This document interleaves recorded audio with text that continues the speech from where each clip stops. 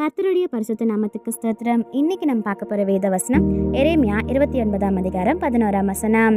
நீங்கள் எதிர்பார்த்திருக்கும் முடிவை உங்களுக்கு கொடுக்கும்படிக்கு நான் உங்கள் பேரில் நினைத்திருக்கிற நினைவுகளை அறிவேன் என்று கர்த்தர் சொல்லுகிறார். அவைகள் தீமைக்கல்ல, சமாதானத்துக்கு ஏதுவான நினைவுகளே. For I know the plans I have for you, declares the Lord, plans to prosper you and not to harm you, plans to give you hope and a future. Jeremiah 29:11. இதை நம்ம ஒரு சின்ன கதையாக பார்த்துடலாமா?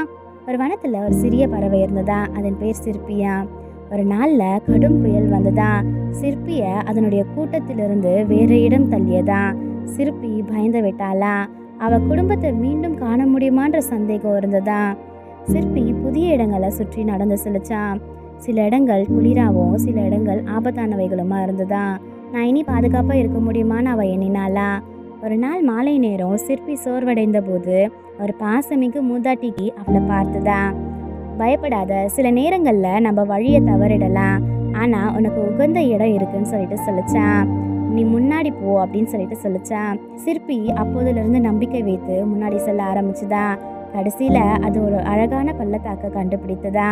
பழமரங்கள், சுத்தமான ஓடைகள், மற்ற பறவைகள், அங்கே ஒரு புதிய பாதுகாப்பான கூட்டையும் கண்டுபிடித்ததா. சிற்பி உணர்ந்தாலாம், கடினமான காலம் அவளை நம்பிக்கையுடனும் ஒழுங்கான எதிர்காலத்துக்கு தள்ளுச்சுன்னு சொல்லிட்டு நம்பினாலா. கடினமான காலங்கள்லையும் ஏசப்பாவுடைய திட்டங்கள் நமக்காக நல்லவைகளை தான் செய்யும்.